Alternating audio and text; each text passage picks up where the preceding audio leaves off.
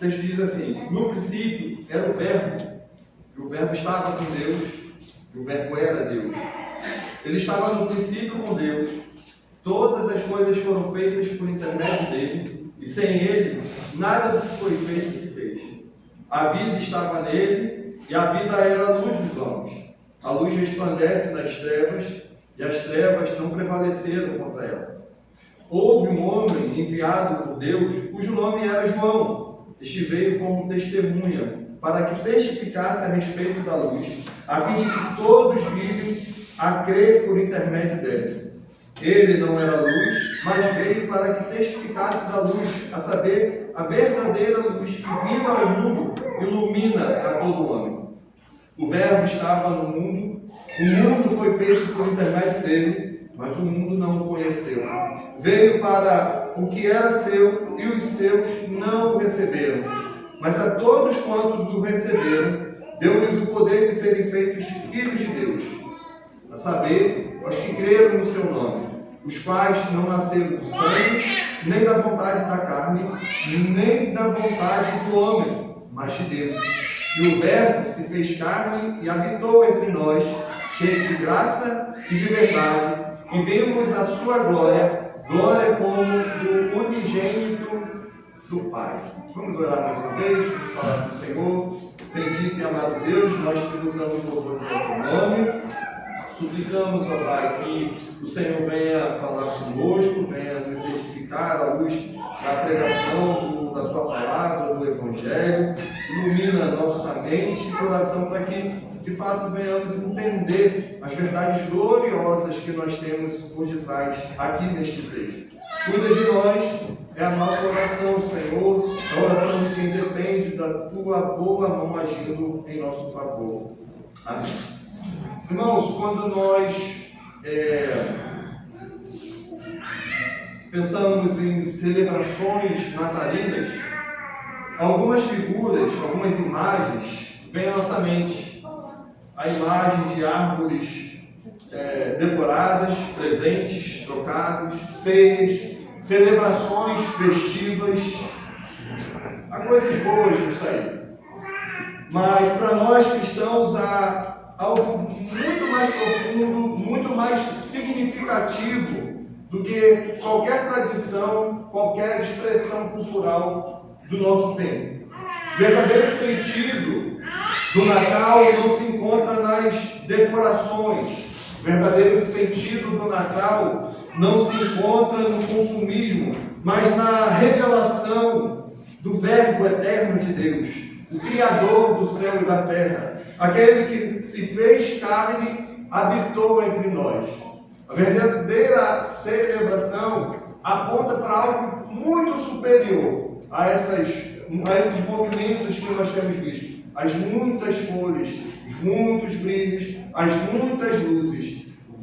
A verdade da encarnação de Jesus Cristo, do Verbo encarnado, aponta para algo muito superior a tudo isso. E hoje, ao abrirmos aqui as Escrituras, em João 1, verso 1 ao verso 14, nós somos chamados a contemplar não apenas um nascimento físico, mas a manifestação do mistério da encarnação, que vai além das imagens comerciais, que vai para muito além das imagens culturais frequentemente associadas ao Natal. Em um mundo onde até mesmo as igrejas podem se deixar seduzir por tradições superficiais, como árvores com bolinhas, ou referências a produções como o Natal, como The Chosen, a noite sagrada, nós precisamos voltar, nós precisamos retornar à verdadeira essência da encarnação do Verbo de Deus. Precisamos retornar à verdade gloriosa do Filho eterno, encarnado, Jesus Cristo, que vem para salvar o seu povo, que vem para salvar a sua igreja, que vem para salvar aqueles que estavam em trevas, nas trevas do pecado, mas agora passa a experimentar a salvação gloriosa que vem por meio deste menino chamado Jesus Cristo, mas que não pode ser apenas visto como um menino indefeso, mas o Rei do Rei, o Senhor dos Senhores.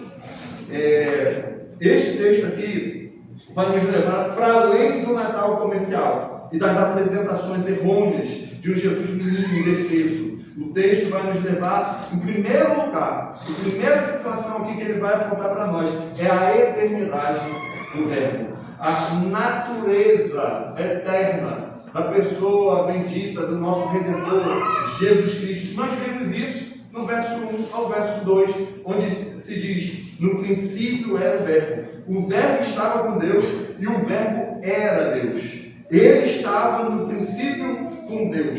Ou seja, o Verbo aqui não começou em um presépio. O Verbo aqui não começa numa manjedoura. O que João nos revela aqui é a pré-existência de Cristo. João inicia aqui o seu evangelho de maneira teológica profunda. Ele começa aqui como deve começar, no princípio de todas as coisas. A expressão que temos aqui é aquela mesma expressão encontrada em Gênesis capítulo 1, no verso 1. E isso não é coincidência. João aqui quer mostrar, quer enfatizar para nós que o Verbo não começa num presépio. João está aqui apontando para a origem de todas as coisas. Mas ele vai fazer isso de forma distinta. Ele nos leva aqui a pensar na origem eterna de Jesus Cristo. Na origem eterna deste menino que foi deitado num balaio, que foi embalado pelos braços. No Verbo eterno que se fez homem. Ele não foi criado. Ele não começa em Belém. Ele é eterno. Ele é para sempre. Essa doutrina, ela é importante, Marcos, para nós. Cristo é coeterno com o Pai. Cristo é coeterno com Deus. Ele não tem começo, ele não tem meio, ele não tem fim. Essa realidade subverte todo o espírito de Natal que vemos em nossa cultura e em muitas igrejas que, em sua busca por relevância cultural, trocam a grandeza teológica de Jesus Cristo por um Jesus domesticado, por um Jesus inventado pelos homens, representado como um bebê vulnerável, como um bebê indefeso. Essa verdade, exposta aqui por João, combate tudo isso. Irmãos, o Verbo aqui que se fez carne, como veremos a seguir, ele é o Rei dos Reis, ele é Senhor dos Senhores, mas não é um bebê qualquer. Nós estamos falando de Cristo. Nós estamos falando do Filho de Deus encarnado. Nós estamos falando do Senhor dos Senhores. Em tempos de crescente pragmatismo, onde se busca vender uma imagem de Jesus que agrade ao público, essa verdade precisa ser afirmada. O Verbo não foi criado. Ele sempre existiu. Ele é Deus. Cristo é Deus. Não podemos celebrar o Natal e ignorar a soberania eterna de Cristo. A palavra verbo aqui é interessante. Verbo, logos, ou a palavra, dependendo da tradução que você tem aí, é fundamental para a gente entender algumas coisas aqui. Para os gregos, o logos, a palavra, o verbo, tinha o significado de razão ou princípio cósmico. Mas João, sob inspiração do Espírito Santo aqui, adota esse termo para declarar algo muito mais valioso, muito mais profundo do que aquilo que era o entendimento da época. O Logos é a revelação completa, definitiva do próprio Deus. Isso significa que Deus não se revela de maneira vaga, Deus não se revela de maneira incompleta, mas Ele se revela totalmente, pois Ele é o Logos, Ele é a palavra de Deus, Ele é Deus mesmo. Cristo é Deus. Cristo deve ser considerado como Deus. O verbo, Logos, a palavra que João menciona aqui, não é uma ideia impessoal, não é uma força, uma mera força cósmica, mas é uma pessoa. João está falando aqui do Filho de Deus, eternamente com o Pai, e sendo Ele o próprio Deus. Cristo é Deus. Deve ser reverenciado como Deus, como Santo Deus. Nós temos aqui na Carolina a ideia da Trindade. Está explícita aqui. O Verbo estava com Deus, o Verbo era Deus. Logos aqui, Cristo aqui, a palavra aqui, não é submissa ao Pai como uma criatura, mas ele é coeterno, consubstancial com ele. O Verbo não começou a existir no nascimento de Jesus, mas ele já era, desde o princípio, como diz João aqui, coexistindo com Deus Pai na eternidade. A Trindade é um mistério para nós. Um mistério. Sabe o que é mistério? Mistério não é você viver na expectativa de que algo aconteça, como muita gente coloca. Como se algo sobrenatural acontecesse. Mas o mistério está aqui. A Trindade é um mistério impenetrável, mas também é uma verdade essencial para a fé cristã, é uma verdade para a nossa fé. Nós não podemos abrir mão dela. Não apenas, irmãos, agora lembramos do nascimento físico de Cristo, mas lembramos da revelação do eterno, do Deus eterno, que em sua misericórdia se fez homem, que é um com Deus, que é um com o Pai. Esse é Cristo. Esse é o Cristo que João revela aqui.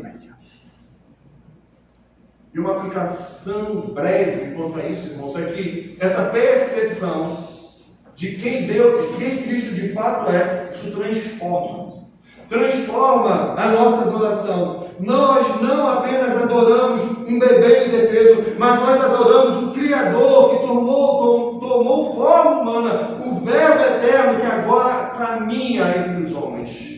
Este que nós adoramos. A revelação do Verbo eterno não é para nós uma doutrina teológica a ser estudada, mas é a verdade que deve levar a nós à constante adoração, a um profundo êxtase espiritual. Deus encarnou. Cristo é Deus.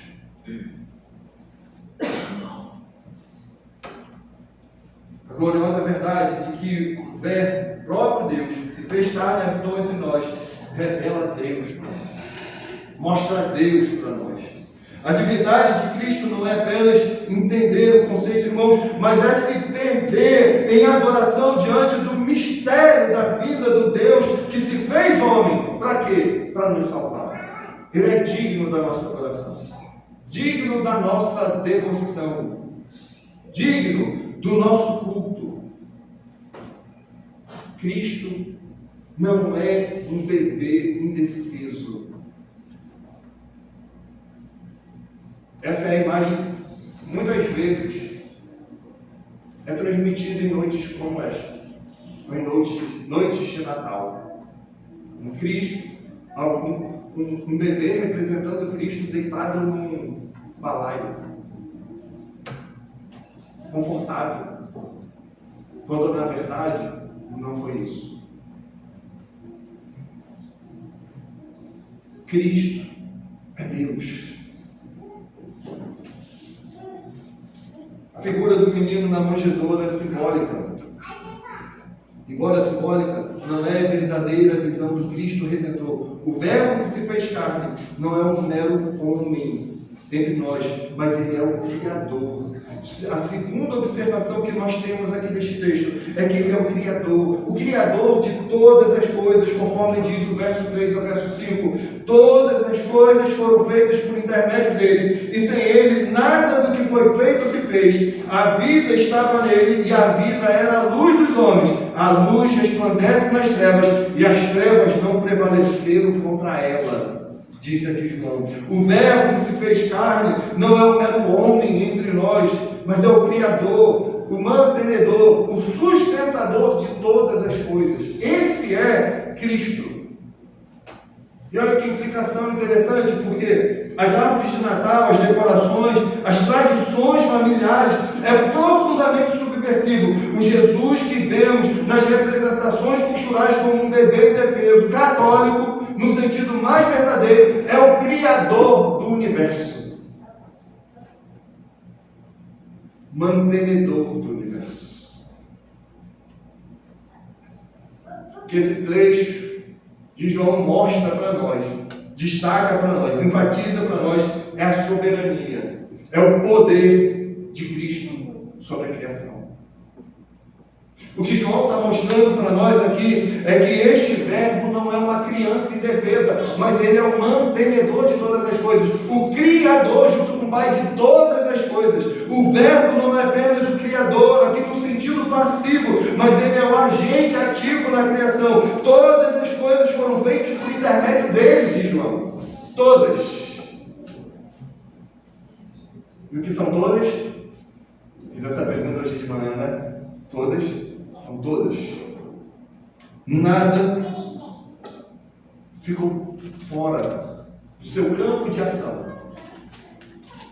Todas as coisas foram feitas por intermédio dele, sem ele nada do que foi feito se fez. Sublinha a ideia de Cristo, que Cristo não é uma criação, mas o mediador de toda a criação, que ele é o agente pelo qual o Pai criou o mundo. Irmãos, nada, Hector, existiria sem Cristo.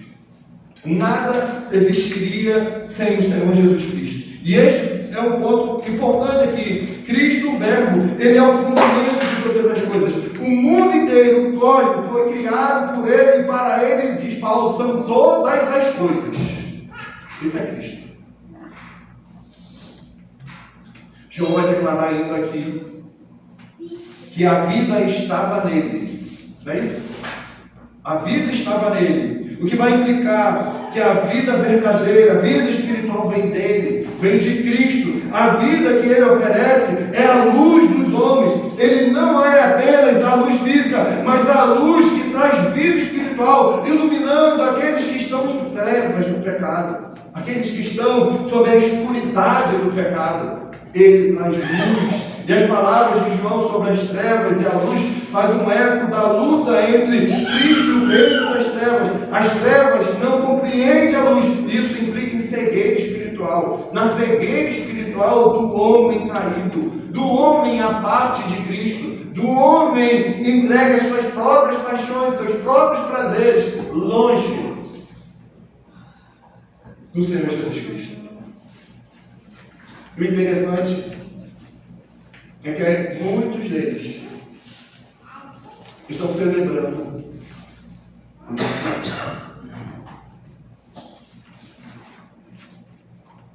porém sem luz, sem brilho. A casa está arrumada, a árvore está lá, linda, exuberante, os presentes estão postos, mas estão entregues, sem luz, sem Cristo. A verdade de que Cristo é a fonte de toda a vida e luz, irmãos, é vital para nós.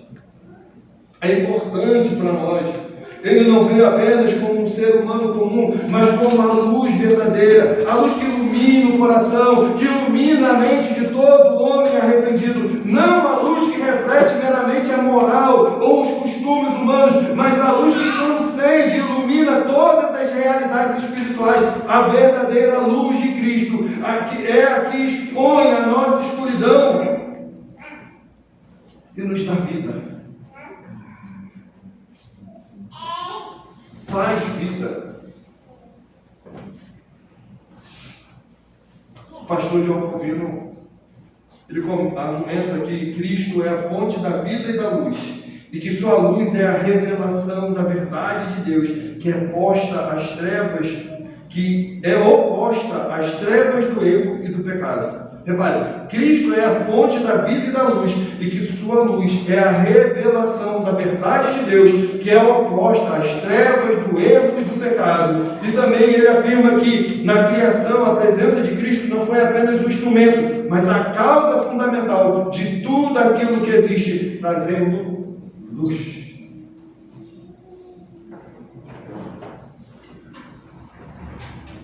Possivelmente você esteja em trevas.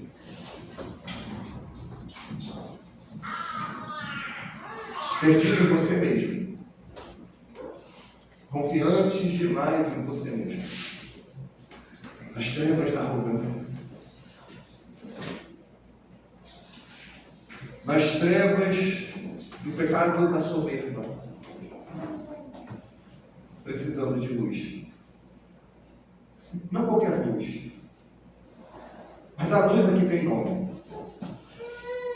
E repito, não é um bebê precioso. É o Senhor dos Senhores. A luz aqui é Cristo. Nós, irmãos, aproveitamos das comemorações natalinas para lembrar que Cristo, o Criador, se revestiu de carne e veio habitar entre nós. A verdadeira vida e a verdadeira luz que todo ser humano busca estão em Cristo. É isso que nós fazemos em noites de Natal. Lembramos o homem da necessidade que ele tem dessa luz, de Cristo. Em um mundo cheio de falsas luzes, de promessas de felicidade, de sucesso, realização, Cristo se revela aqui como a única luz verdadeira. E nós devemos lembrar que sem Cristo, irmãos, estamos em profundas trevas, mas com Ele nós temos vida e luz. Vida e luz eterna. Mas aqui temos algo mais aqui. Nós temos em terceiro lugar aqui o testemunho de João Batista. O testemunho sobre aquele que é a luz do mundo. Repare aí, verso 6 ao verso 9. Houve um homem enviado por Deus, cujo nome era João. Este veio como testemunha, para que testificasse a respeito da luz, a fim de todos virem a crer por intermédio dele. Ele não era luz, mas veio para que testificasse da luz, a saber, a verdadeira luz, que vinda ao mundo, ilumina a todo o homem. Aqui vemos João Batista, aquele que foi enviado para preparar o caminho para Cristo. A missão dele não era ser luz. A missão de João Batista não é ser a luz, mas era apontar para a verdadeira luz, aquele que estava prestes a se revelar no mundo, para o mundo, a luz que viria descortinar-se para o mundo, dissipando as trevas do coração do homem penitente. Esta é, irmãos, uma lição importante para nós. Por quê?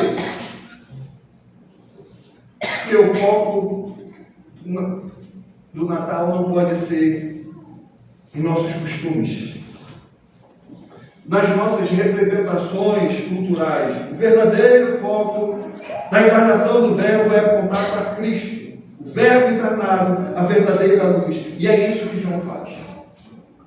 João não chama a atenção para si mesmo, mas ele desvia essa atenção para aquele que é a verdadeira luz. Em tempos em que o Natal é usado como uma oportunidade para promover tradições que pouco têm a ver com a verdadeira mensagem do Evangelho, a lição de João aqui é clara: não sejamos como árvores, como bolinhas de Natal, que atraem os olhos para algo que é passageiro, algo que logo será desmontado e guardado no porão da casa, mas sejamos como João Batista, apontando para aquele que é a verdadeira luz, apontando para Cristo. Se nós temos algo a celebrar, de fato nós temos. Temos o que celebrar. Mas que seja isso o testemunho de Cristo, como João fez. Ele veio para apontar para a luz. E é isso que devemos fazer com ele. É apontar para o Senhor Jesus Cristo. Muitas vezes nós queremos ser o brilho, o foco. Muitas vezes, queremos os olhares do mundo para nós.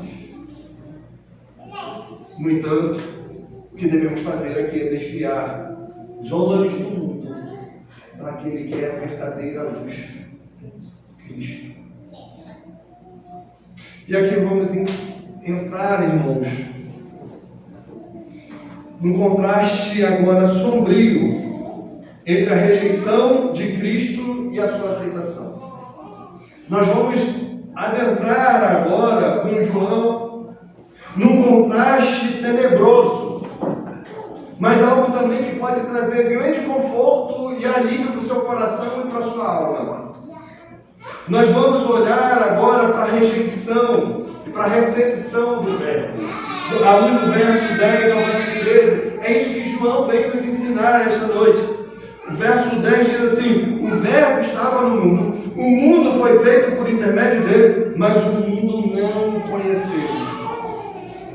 Veio para para o que era seu, e os seus não receberam, mas a todos quantos o receberam, deu-lhes o poder de serem feitos filhos de Deus, a saber, aos que creem no seu nome, os quais não nasceram do sangue, nem da vontade da carne, nem da vontade do homem, mas nasceram de Deus. Trevas e claridade. O verbo de João estava no mundo.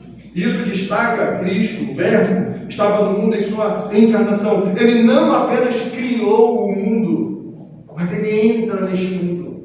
Ele não só é o criador de todo o universo, mas ele entra nele de maneira visível, de maneira tangível. Ele, Cristo, foi apalpado. O verbo foi embalado nos braços. Verbo agora, o Senhor, Deus encarnado,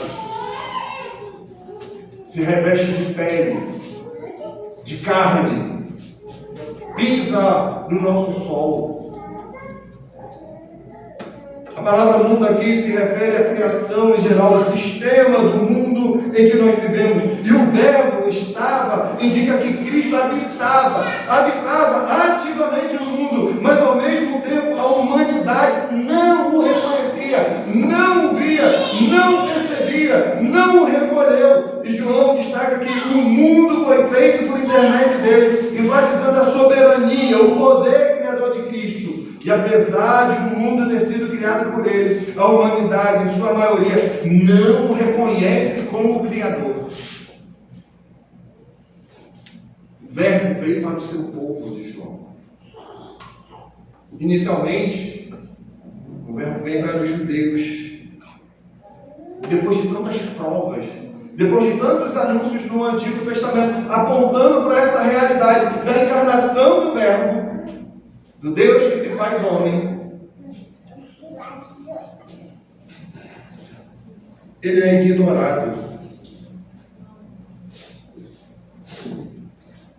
Ele é rejeitado pela maioria. E isso vai refletir para nós aquilo que nós chamamos de depravação radical do homem. A incapacidade do homem por si só reconhecer a glória de Cristo. Reconhecer o Senhor Jesus Cristo como Salvador da sua alma. O homem não o reconhece. E sabe uma coisa? Essa rejeição, ela continua até hoje. Essa rejeição pelo Senhor soberano, Criador de todas as coisas, Cristo Jesus, o Santo de Deus, continua até hoje. Aqueles que buscam Jesus comercial, um Jesus que agrada a cultura, rejeitam o Cristo verdadeiro, o Cristo soberano, o Cristo eterno que veio para redimir e salvar o pecador. A rejeição continua. Queremos um Cristo conforme os nossos ideais, as nossas ideias. Queremos o Cristo que satisfaça a nós mesmos. Queremos o Cristo da moda. Queremos o Cristo da TV. Queremos o Cristo hollywoodiano.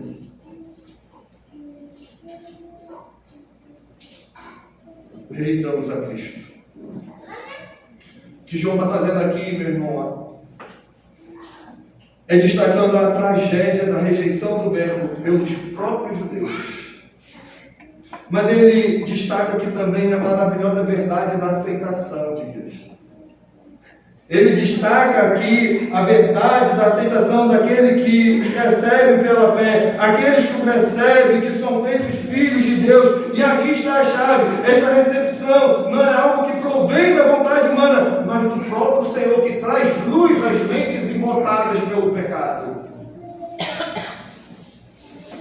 Esse é um exercício próprio do verbo encarnado. A ação do Espírito traz luz para a nossa mente embotada pelo pecado. A eleição divina, a regeneração, a salvação é enfaticamente destacada aqui. Não é através do nascimento físico. Não nasceram do sangue, diz o verso 13. Nem do esforço humano, mais uma vez aqui o verso 13. Nem da vontade da mas é pela graça soberana de Deus. A eleição divina é o fundamento da salvação. E João mostra isso aqui para nós, escancara isso para nós, por meio do Verbo encarnado. Este é o verdadeiro sentido do nascimento de Jesus Cristo. Este é o verdadeiro sentido do nascimento, da encarnação do Verbo. Não se trata aqui de celebrar, irmãos, algo cultural, mas de reconhecer a vida do Rei que veio para salvar o seu povo. A todos quantos receberam de João, deu-lhes o poder de serem feitos filhos de Deus, a saber, aos que creem no seu nome. Este é um convite real da encarnação do Verbo. Não o consumismo, mas a verdadeira transformação que vem através de Cristo. Eu trouxe um recorte aqui de John Owen. Ele, em seus comentários sobre João, ele vai falar sobre a soberania de Deus na eleição. Ele observa que a verdadeira recepção de Cristo vem através do Espírito Santo que regenera, que salva o coração do homem, dizendo o seguinte: somente aqueles a quem foi dado o poder de crer têm direito de se tornar filhos de Deus. Olha isso, somente aqueles a quem foi dado o poder de crer têm direito de se tornar filhos de Deus. Irmãos, nós nos reunimos hoje não para celebrar um evento histórico, uma data religiosa, mas para refletirmos sobre a obra soberana de Deus de salvar o seu povo. Nos reunimos hoje porque o próprio Deus nos salva e nos toma para si, nos faz um povo para Ele, para cultuar e celebrar o teu nome pela tua obra, a salvação que é aplicada ao nosso coração e à nossa alma por meio do Espírito. Que o Senhor conceda a graça para que a gente reconheça Cristo como o Rei soberano, o Salvador, e que vivamos como filhos de Deus pela sua soberania. Mas finalmente, irmãos, chegamos aqui ao coração do Evangelho de João. Chegamos aqui ao ponto auge do Evangelho de João, que vai falar para nós da verdadeira encarnação do Verbo. Vai falar para nós em quarto lugar, da humilhação de Cristo. Vai falar também para nós da glória de Cristo, no verso 14. E o Verbo, diz ele, se fez carne e habitou entre nós. Como que ele habita? Cheio de graça e verdade. E vimos a sua glória, glória como do unigênito do Pai. Cristo, irmãos, o Filho eterno, o Verbo se fez carne, ele habita entre nós. Ele não veio para ser um bebê vulnerável, para ser adorado apenas em uma manjedoura nas noites do dia 25 de dezembro. A encarnação é o ponto culminante de toda a teologia de João. O Verbo eterno, Deus em sua plenitude, se fez carne. Ele habita entre nós. Ele não apenas apareceu como homem, mas ele assume nossa natureza humana. E isso não é uma redução da sua divindade, mas uma humilhação sublime, disse o comentarista, onde o imortal se torna mortal, onde o Criador se faz criatura e habitou entre nós, cheio de graça e verdade. O Filho de Deus, sem deixar de ser Deus, assume nossa natureza humana. Ele não veio como um rei terrestre, mas em humildade. Ele não veio como um menino indefeso, mas como o rei dos reis e senhor dos senhores. E o propósito de Deus ao fazer isso, é claro, revelar sua glória de uma maneira incomparável, por meio de sua graça, por meio da sua verdade. Ele veio como o rei eterno, que desce ao mundo para salvar o seu povo. Ele habita entre nós, cheio de graça e verdade, diz João, e revela a plenitude da glória de Deus. A ideia aqui, cheio de graça e verdade, reflete a perfeição do caráter de Cristo, onde a sua graça é a manifestação do amor divino, e sua verdade é a revelação plena. A revelação plena de Deus. Irmãos, a encarnação é um ato de grande humilhação. É a humilhação de Cristo. Aquele que criou o universo. Pense só. Aquele que criou o universo agora vive entre os homens, que ele mesmo criou. E habita entre estes homens, vivendo num mundo caído, rebelde. A glória dele não se revela de modo espetacular aqui não, irmãos. Mas a glória dele se revela a nós, se mostra a nós em sua vida, em sua morte, na sua ressurreição. Nós vimos agora como a glória do unigênito do Pai. A verdadeira glória de Cristo se manifesta na humildade, na obediência à vontade do Pai, na sua obra redentora. A glória de Cristo aqui não é a glória visível de um rei terreno, mas é a glória da revelação divina. A glória de Cristo se manifestou em sua encarnação, em sua obra redentora. Essa é a glória do Senhor. Este é o mistério da encarnação. Deus se fez homem, mas não perdeu sua divindade. A sua divindade não diminuiu. Ele continua sendo Deus. É interessante isso porque noite de Natal, o que nós temos é um presépio bem montadinho, estruturado no canto da igreja. E um bebê ali bem confortável. Mas não há conforto para aquele que é o Rei dos Reis, Senhor dos Senhores, e se reveste de pele humana. Habita entre nós. Irmãos, a encarnação de Cristo não deve ser minimizada. A encarnação de Cristo não pode ser diminuída para se ajustar às expectativas culturais e religiosas do nosso tempo. Não pode.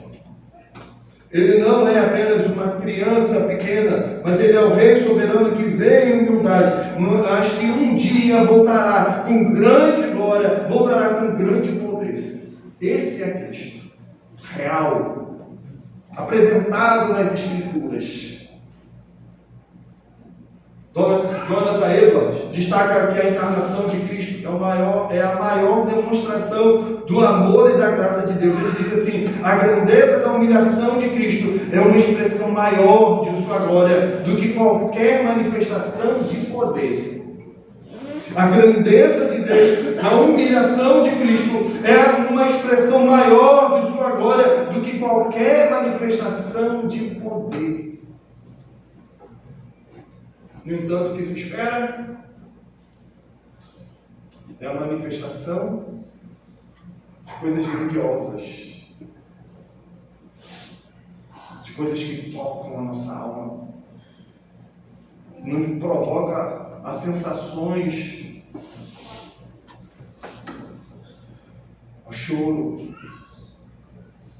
quando na verdade o que deveria nos levar a chorar, a prantear, é a verdade gloriosa do Cristo que encarna, do Verbo que se faz homem, que habita entre nós, que nos livra dos males do pecado. O nosso Salvador, o nosso bendito Redentor, ali está a sua glória. O humilhado é exaltado.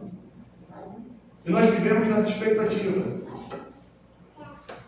da vinda, do retorno desse Cristo, desse Senhor poderoso, não do bebê inocente, frágil, mas vivemos à espera do Rei dos Reis e Senhor dos Senhores. Tá ok, pastor, mas e daí? O que é que eu levo para casa? E como eu aplico isso no meu dia a dia, na minha vida? Como fazer com que tudo isso, de fato, venha sobre mim como uma grande luz. Irmãos, é o seguinte: a encarnação é um mistério. A encarnação de Cristo é um mistério. É um mistério de amor, é um mistério de humildade que devemos ponderar profundamente. Cristo, sendo Deus, se fez homem para que pudéssemos ser reconciliados com Deus. O Natal não pode ser limitado apenas a refletirmos sobre o nascimento, mas sobre o maior sacrifício de amor que o mundo já viu. E como você responde a isso? Como você responde à glória de Cristo que se fez carne por nós? E este é um momento de profunda devoção, de profunda adoração a Ele, onde nos maravilhamos com a sua graça e com a verdade que Ele traz a nós, com a verdade que nos alcança. Nós fomos salvos. Nós fomos alcançados por tua graça. Nós fomos alcançados pela bondade de Deus e nos dá seu Filho. Se isso não comove seu coração e a sua alma, não pode haver mais nada que o toque. À medida que refletimos sobre o verdadeiro significado da encarnação do Verbo, irmãos, devemos rejeitar todas as tentativas de domesticar Cristo, de reduzir sua glória àquilo que nos agrada culturalmente. A encarnação do Verbo não é sobre um Jesus frágil em uma manjedoura, mas é sobre o Rei Eterno que se fez carne, veio para salvar o seu povo e que um dia retornará em glória.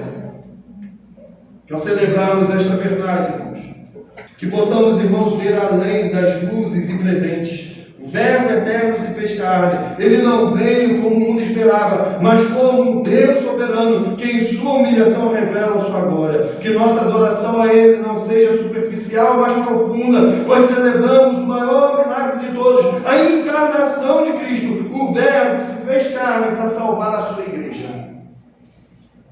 Que a luz da encarnação do Verbo, a luz de Cristo, ilumine as nossas vidas, transformando-nos a cada dia mais a sua imagem, a imagem de Cristo, a imagem do nosso bendito Salvador.